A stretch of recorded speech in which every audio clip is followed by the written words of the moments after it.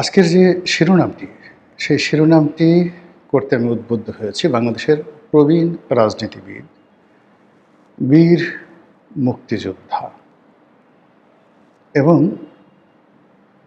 বহুকালের প্রত্যক্ষদর্শী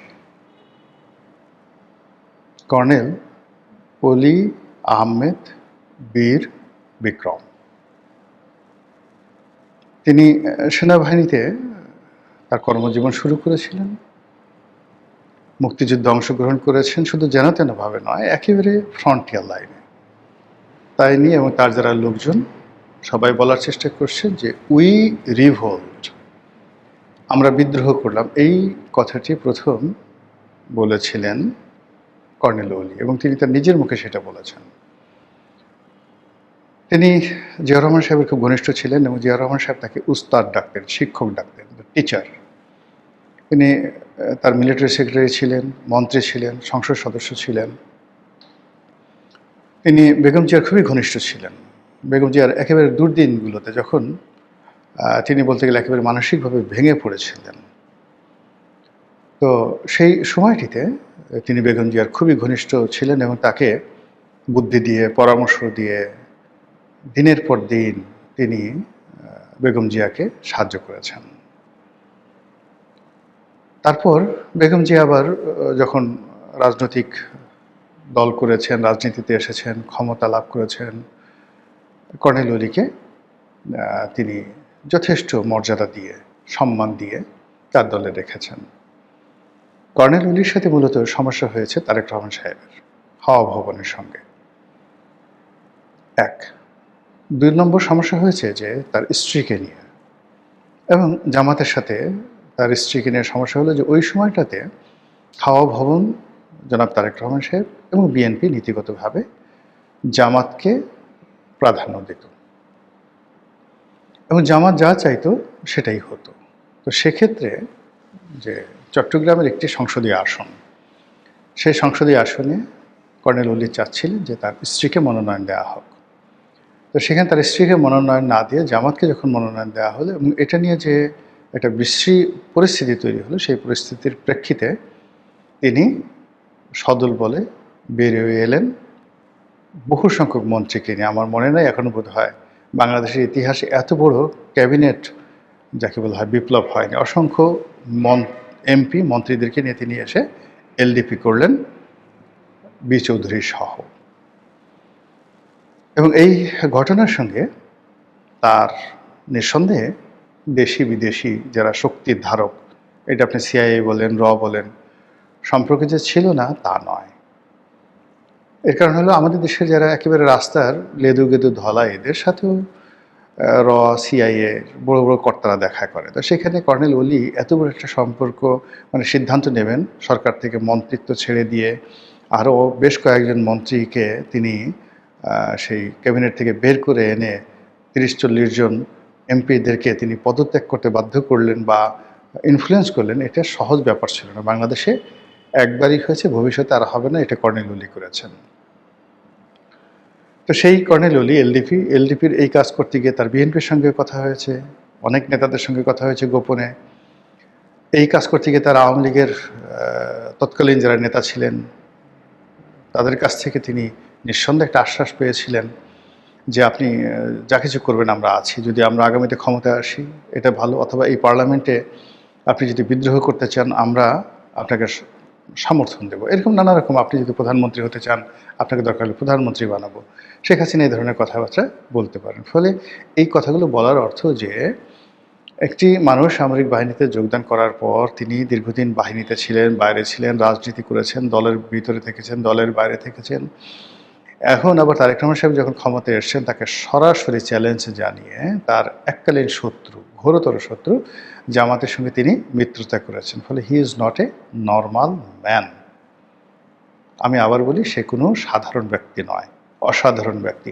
এ সমস্ত মানুষ যত বয়স হয় তাদের বুদ্ধির পরিপক্কতা বাড়ে। এ ধরনের মানুষের যত বয়স হয় তাদের তত সাহস বাড়ে এবং অনেকে বুড়ো হলে মানুষের যেমন একটা মতিভ্রম হয়, যেমন ডক্টর মোহাম্মদ ইউনূসের মতিভ্রম, এরকম কিন্তু কর্নেল অলির এখন পর্যন্ত দেখা যায় না। এখনও সে কেতাদুরস্ত স্টাইল করে চুল মানে মানে যাকে বলা হয় যেখানে কলপ রাখা দরকার সেখানে কলপ লাগায় কালো রং, যেখানে সাদা করা দরকার সাদা রাখা যায় পোশাক আশাকে।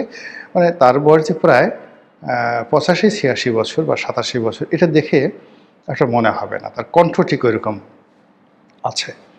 তো তিনি অতি সম্প্রতি যে বক্তব্য দিয়েছেন শেখ হাসিনা সম্পর্কে, সেই বক্তব্যের মোদ্দা কথা হলো শেখ হাসিনা ভারতের প্রশাসনকে বলেছে যে পশ্চিমবঙ্গে মুখ্যমন্ত্রী রূপে শুভেন্দুকে তার দরকার।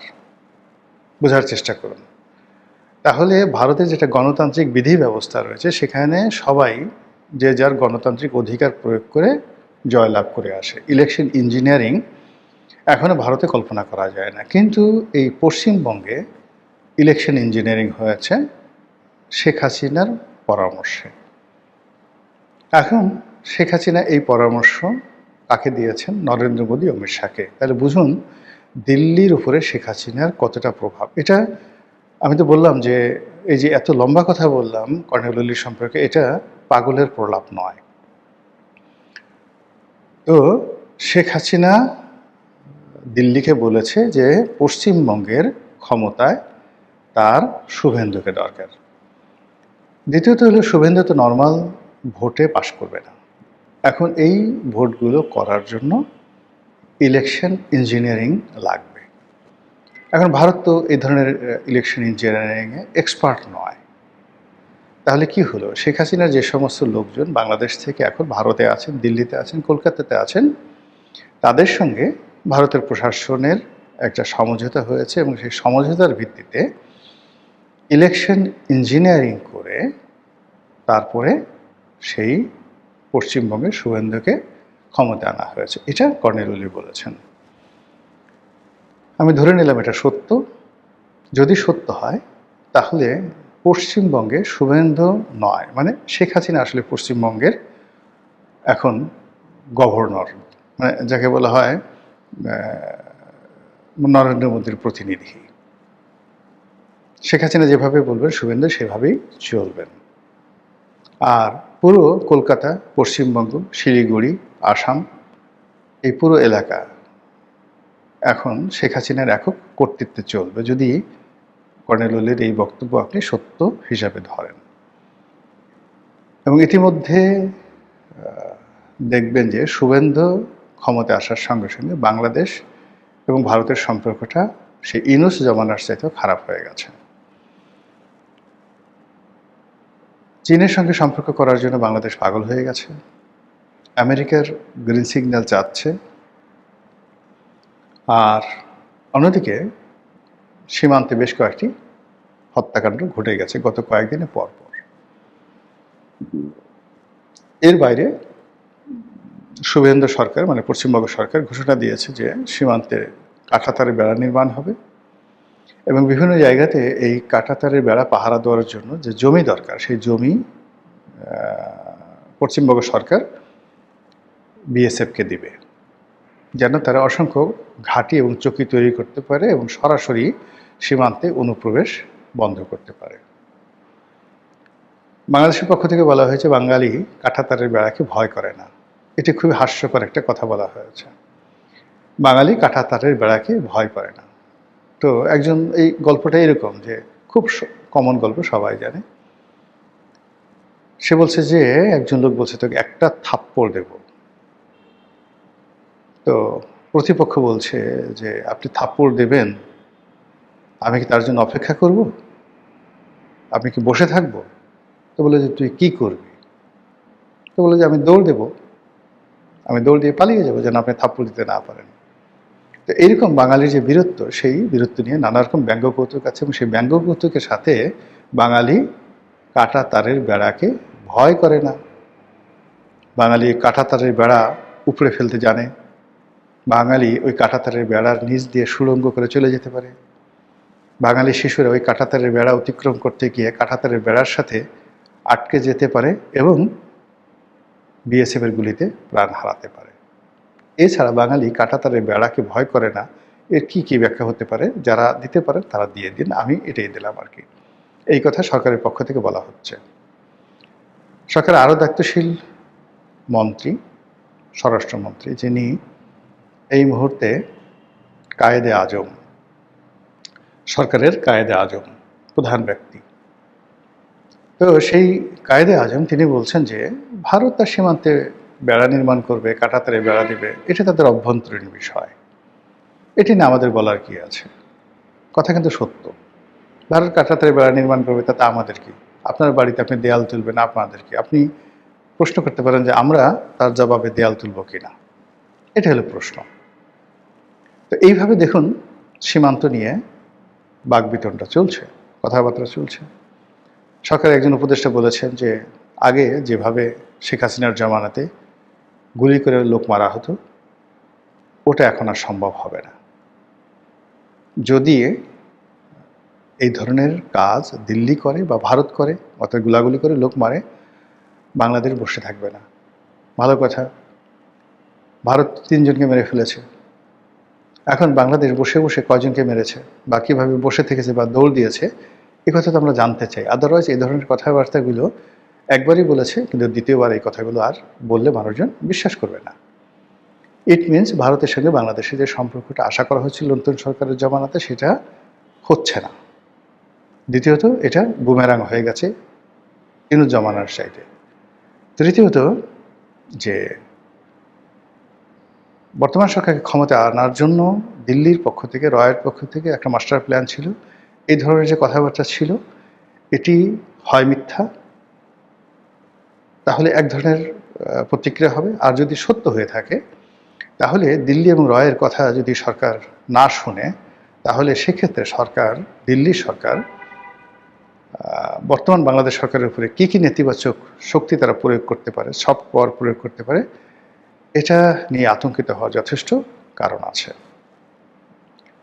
যেটা বলছিলাম, শেখ হাসিনা পশ্চিমবঙ্গে, ইট ডাজ নট মিন যে শেখ হাসিনা একেবারে ফ্লাই করে দিল্লির পরিবর্তে পশ্চিমবঙ্গতে এসে বসবাস করেছেন, তা নয়। এই যে শুভেন্দু যে পশ্চিমবঙ্গের মুখ্যমন্ত্রী হলো, এখন আওয়ামী লীগের যারা লোকজন রয়েছেন তাদের ভিসা আছে না আছে ডাজ নট ম্যাটার, বুক ফুলিয়ে তারা এখন পশ্চিমবঙ্গে ঘুরে বেড়াবে, বিভিন্ন রাষ্ট্রীয় অনুষ্ঠানে যাবে। ওই যে গাজীপুরের মেয়র জাহাঙ্গীর, সে তো বিরাট একটা ফুলের চূড়া নিয়ে শুভেন্দুর সঙ্গে দেখা করে আসলো, এবং সেই ছবি আবার সে ফেসবুকে দিল। আওয়ামী লীগের অসংখ্য টেলিগ্রাম, তারপরে যে সকল সামাজিক মাধ্যমে তাদের নিয়মিত যোগাযোগ হয়, সেখানে এই শুভেন্দুর আগমন, পশ্চিমবঙ্গে বিজেপির যে জয়লাভ, এটা নিয়ে রীতিমতো আনন্দ উল্লাস। এবং আওয়ামী লীগের যারা বাংলাদেশে পালিয়ে আছে, তারা সবাই এখন রীতিমতো প্রতিদিন পালা করে হাঁসের মাংস সেই বিভিন্ন জায়গাতে, যেখানে যেখানে পূর্বাচল আছে, নীলা মার্কেট আছে, তারপর ওয়েস্টিন আছে, যাদের সামর্থ্য আছে সামর্থ্য অনুযায়ী পাল্লা দিয়ে তারা হাঁসের মাংস খাওয়া শুরু করে দিয়েছে। তাদের শক্তি দরকার, গরম দরকার। এরই মধ্যে পশ্চিমবঙ্গের শুভেন্দু সরকারের সাথে সেলিব্রেশনকে কেন্দ্র করে বাংলাদেশের ছাত্রলীগের কয়েক দফা মিছিল হয়েছে।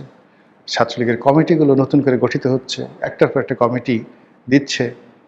তো এই প্রেক্ষিতে এই যে কর্নেল ওলি যে কথাগুলো বললেন, যে শেখ হাসিনার পরামর্শে ভারত ইঞ্জিনিয়ারিং করে শুভেন্দুকে সেখানে বসিয়েছে, এবং সেটা যদি সত্যি হয়, তাহলে শুভেন্দু বসে থাকবে না, শেখ হাসিনাও বসে থাকবে না, আর সরকার যারা আছেন তারা নিঃসন্দেহে নাকে তেল দিয়ে ঘুমাবে না। বুঝতে পারছেন যে সামনের যে পরিস্থিতিগুলো কতটা জটিল হয়ে যাচ্ছে। মহান আল্লাহ আমাদের সবাইকে হেদায়েত দান করুন এবং হেফাজত করুন। আসসালামু আলাইকুম রহমতুল্লাহি ওয়া বারাকাতুহু।